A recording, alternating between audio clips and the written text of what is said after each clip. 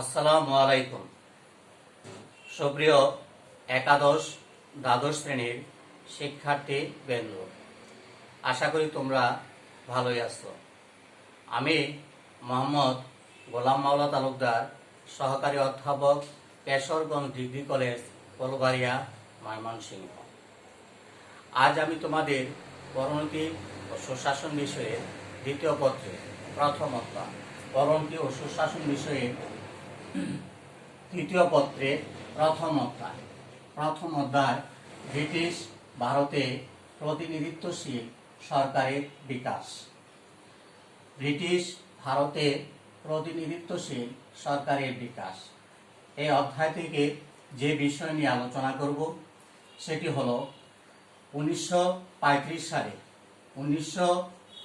সালের ভারত শাসন আইনের প্রেক্ষাপট ও 1935 সালের ভারত শাসন আইনের বৈশিষ্ট্য। 1935 সালের ভারত শাসন আইনের প্রেক্ষাপট ও 1935 সালের ভারত শাসন আইনের বৈশিষ্ট্য। তাহলে আমরা প্রথমে আলোচনা করব 1935 সালের ভারত শাসন আইনের প্রেক্ষাপট। 1919 সালের ভারত শাসন আইন অর্থাৎ ভারত সচিব এডউইন মন্টেগু বড়লাট লর্ড চেমসফোর্ড সংস্কার আইন কংগ্রেসের পক্ষ থেকে নেহেরু রিপোর্ট 1928, মিস্টার জিন্নার 14 দফা 1929 দাবি প্রকাশিত হলে ভারতবর্ষে শাসনতান্ত্রিক অচলাবস্থা ও সংকট সৃষ্টি হয়। এই অচলাবস্থা দূর করার জন্য ব্রিটিশ সরকার 1930 থেকে 1932 সালে পরপর 3টি গোলটেবিল বৈঠকের ব্যবস্থা করে ভারতবাসীদের মনোভাব জানার চেষ্টা করে। ব্রিটিশ সরকার গোলটেবিল বৈঠকের আলাপ আলোচনা ও প্রস্তাবসমূহকে একত্রিত করে 1933 সালের মার্চ মাসে একটি শ্বেতপত্র প্রকাশ করে। এই শ্বেতপত্রটি ব্রিটিশ পার্লামেন্টের যুক্ত কমিটির দ্বারা পরীক্ষিত ও সংশোধিত হয়ে 1934 সালের 22 নভেম্বর একটি রিপোর্ট আকারে পেশ করা হয়। এই রিপোর্টের উপর ভিত্তি করেই 1935 সালের 4 জুন ব্রিটিশ পার্লামেন্টের নিম্নকক্ষ কমন সভায় এবং 24 জুলাই উচ্চকক্ষ লর্ড সভায় ভারত আইন পাশ হয়। 1935 সালের 2 আগস্ট তা রাজকীয় সম্মতি লাভ করে। এটি 1935 সালের ভারত শাসন আইন নামে খ্যাত। প্রিয় শিক্ষার্থী, এখন আমরা আলোচনা করব 1935 সালের ভারত শাসন আইনের বৈশিষ্ট্য। 1935 সালের ভারত শাসন আইনে 41টি অংশ, 10টি তালিকা এবং 321টি ধারা সংযোজিত ছিল। এখন আমরা এর বৈশিষ্ট্যগুলো দেখব। 1 নম্বর, সর্বভারতীয় যুক্তরাষ্ট্র গঠন। সর্বভারতীয় যুক্তরাষ্ট্র গঠন 1919 সালের ভারত শাসন আইনে যুক্তরাষ্ট্র ব্যবস্থার আভাস প্রদান করা হয়েছিল, কিন্তু যুক্তরাষ্ট্র ব্যবস্থার প্রবর্তন করা হয় 1935 সালের ভারত শাসন আইনে। এই আইনে ব্রিটিশ ভারতে 11টি প্রদেশ ও যুক্তানিচ্ছক দেশীয় রাজ্যগুলো নিয়ে একটি সর্বভারতীয় যুক্তরাষ্ট্র গঠনের প্রস্তাব বা পরিকল্পনা করা হয়। 2 নম্বর, প্রাদেশিক স্বায়ত্তশাসন। প্রাদেশিক স্বায়ত্তশাসন এই আইনে প্রদেশসমূহে স্বায়ত্তশাসন প্রদান করা হয়। স্বায়ত্তশাসনের অর্থ সংবিধানসম্মত উপায়ে প্রদেশে স্বশাসন প্রতিষ্ঠা, অর্থাৎ সংবিধানের আওতায় কেন্দ্রীয় সরকারের নিয়ন্ত্রণমুক্ত থেকে প্রাদেশিক সরকার পরিচালনা করার ক্ষমতাকেই প্রাদেশিক স্বায়ত্তশাসন বলে। প্রদেশের জন্য নির্দিষ্ট বিষয়গুলো পরিচালনার ক্ষেত্রে প্রাদেশিক সরকার কেন্দ্রের নিয়ন্ত্রণমুক্ত থাকবে এবং প্রদেশগুলোতে দায়িত্বশীল সরকার প্রতিষ্ঠিত হবে। 3 নাম্বার, কেন্দ্রে দ্বৈত শাসন প্রবর্তন। কেন্দ্রে দ্বৈত শাসন প্রবর্তন 1935 সালের 12 শাসন আইনে প্রদেশে দ্বৈত শাসন রহিত করে কেন্দ্রে দ্বৈত শাসন প্রবর্তন করা হয়। দ্বৈত শাসন বলতে দুই ধরনের শাসন ব্যবস্থাকে বোঝায়, যেমন হস্তান্তরিত এবং সংরক্ষিত। 1935 সালের 12 শাসন আইনে হস্তান্তরিত বিষয় ছিল শিক্ষা, স্বাস্থ্য, আইন শৃঙ্খলা ইত্যাদি, যা গভর্নর জেনারেল মন্ত্রিসভার পরামর্শ অনুযায়ী পরিচালনা করতেন।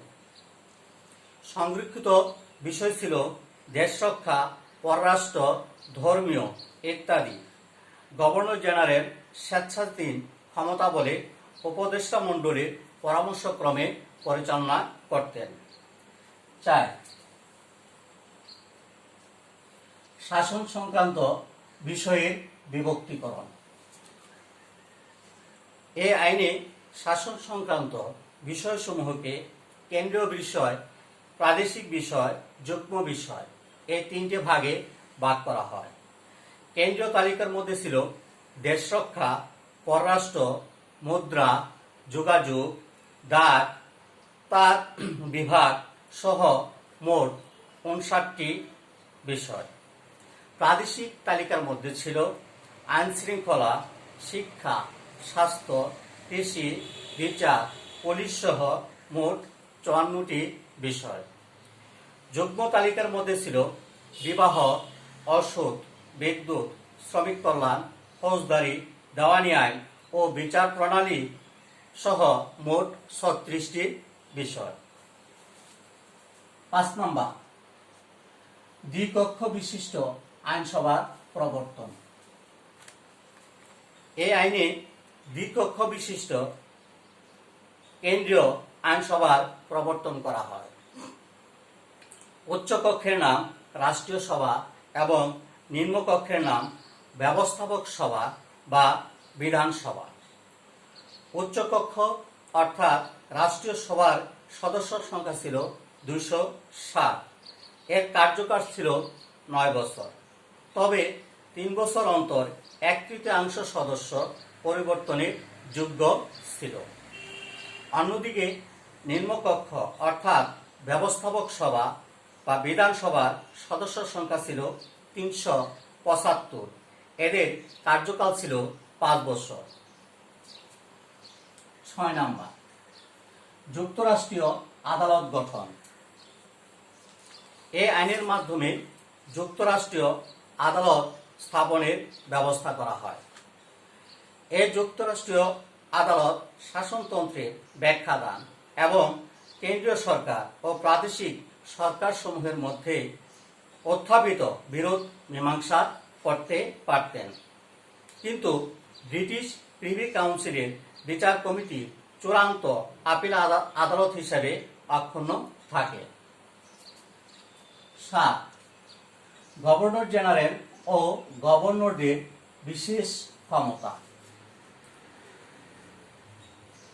1935 সালের ভারত শাসন আইনে গভর্নর জেনারেল ও গভর্নরগণের হাতে বিশেষ ক্ষমতা, স্বেচ্ছাধীন ক্ষমতা এবং ব্যক্তিগত বিচার বুদ্ধিমূলক ক্ষমতা অর্পণ করা হয়।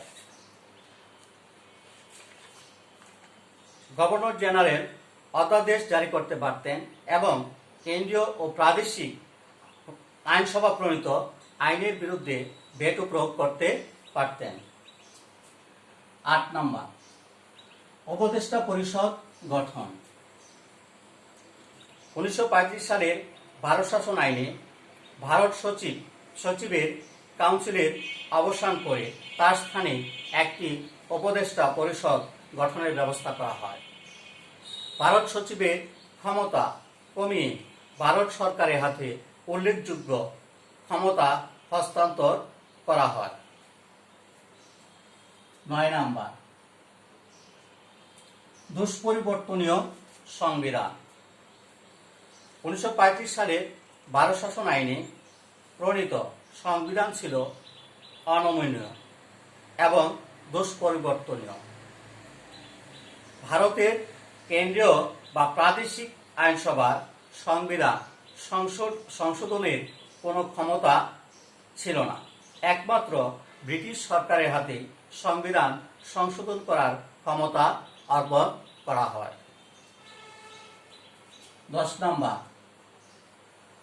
প্রতিনিধিত্ব ব্যবস্থার বিন্যাস। এই আইন দ্বারা পৃথক নির্বাচন ব্যবস্থা চালু রাখা হয় এবং কেন্দ্রীয় আইনসভার 1/3 আসন মুসলমানদের জন্য সংরক্ষণ করা হয়।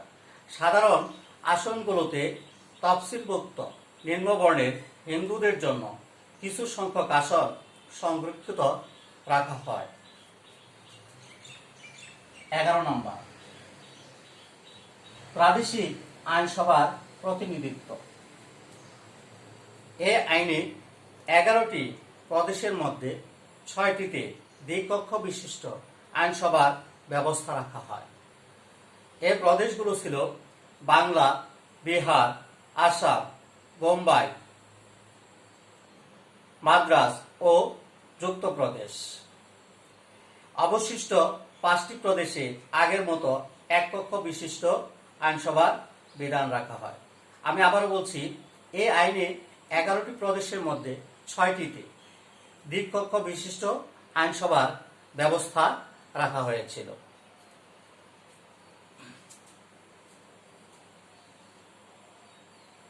12 নম্বর, রাজপ্রতিনিধির পদ।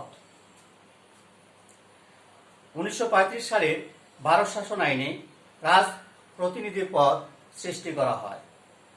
এই নতুন পদটি গঠনের উদ্দেশ্য ছিল দেশীয় রাজ্যগুলোর উপর রাজার সার্বভৌম ক্ষমতা প্রয়োগ করা। 13 নম্বর, ব্রহ্মদেশকে বিচ্ছিন্নকরণ ও নতুন প্রদেশ সৃষ্টি। 1935 সালের 12 শাসন আইনে ব্রহ্মদেশকে পৃথক করে উড়িষ্যা ও সিন্ধু নামে 2টি নতুন প্রদেশ সৃষ্টি করা হয়। সীমান্ত প্রদেশ সহ নতুন 2টি প্রদেশকে অন্যান্য প্রদেশের সমমর্যাদা প্রদান করা হয়। 14 নম্বর,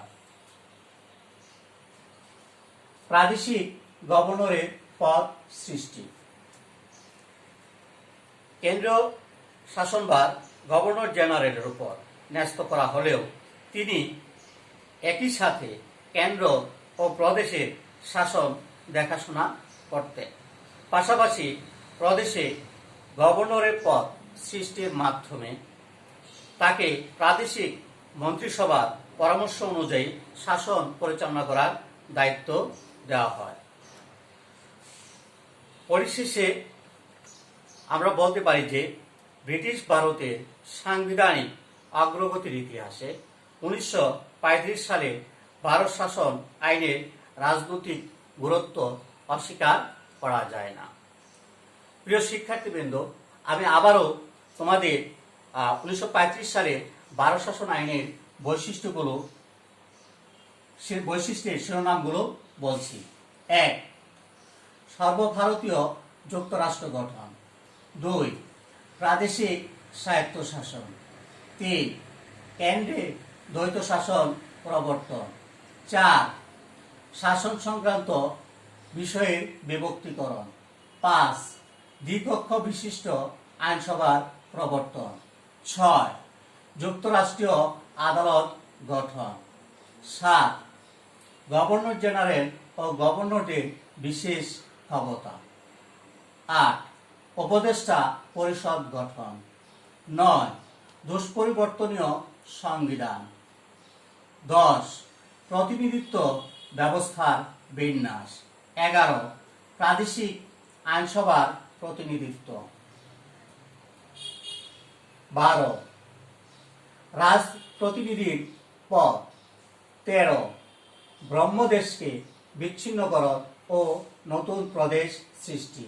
14 প্রাদেশিক গভর্নরের পদ সৃষ্টি। এখন তোমরা বাড়ির কাজ নেও। বাড়ির কাজ দিবে জ্ঞানমূলক প্রশ্ন, 3টি জ্ঞানমূলক প্রশ্ন। খাতা কলম নিয়ে তোমরা খাতায় লিখে নাও। 1 নাম্বার, 1935 সালে ভারত শাসন আইনের কয়টি ধারা সংযোজন করা হয়? 2 নাম্বার, 1935 সালের ভারত শাসন আইনে শাসন সংক্রান্ত বিষয়সমূহকে কয়টি ভাগে ভাগ করা হয়? 3 নাম্বার, 1935 সালের ভারত শাসন আইনে কয়টি প্রদেশে দ্বিকক্ষ বিশিষ্ট আইনসভার ব্যবস্থা রাখা হয়? আমি আবারও বলছি, জ্ঞানমূলক প্রশ্ন। 1935 সালের ভারত শাসন আইনে কয়টি ধারা সংযোজন করা হয়? 2 নাম্বার, 1935 সালের ভারত শাসন আইনে শাসন সংক্রান্ত বিষয়সমূহকে কয়টি ভাগে ভাগ করা হয়? 3 নাম্বার, 1935 সালের ভারত শাসন আইনে কয়টি প্রদেশে দ্বিকক্ষ বিশিষ্ট আইনসভার ব্যবস্থা রাখা হয়? এখন লেখো অনুধাবনমূলক প্রশ্ন। অনুধাবনমূলক প্রশ্ন। 1 নাম্বার, শ্বেতপত্র বলতে কি বোঝায়? 2 নাম্বার, দ্বৈত শাসন বলতে কি বোঝায়? 3 নাম্বার, প্রাদেশিক স্বায়ত্তশাসন বলতে কি বোঝায়? আমি আবারও বলছি, অনুধাবনমূলক প্রশ্ন। 1 নাম্বার, শ্বেতপত্র বলতে কি বোঝায়? 2 নাম্বার, দ্বৈত শাসন বলতে কি বোঝায়? 3 নাম্বার, প্রাদেশিক স্বায়ত্তশাসন বলতে কি বোঝায়? প্রিয় শিক্ষার্থী, তোমরা সবাই ভালো থাকো, সুস্থ থাকো। আসসালামু আলাইকুম।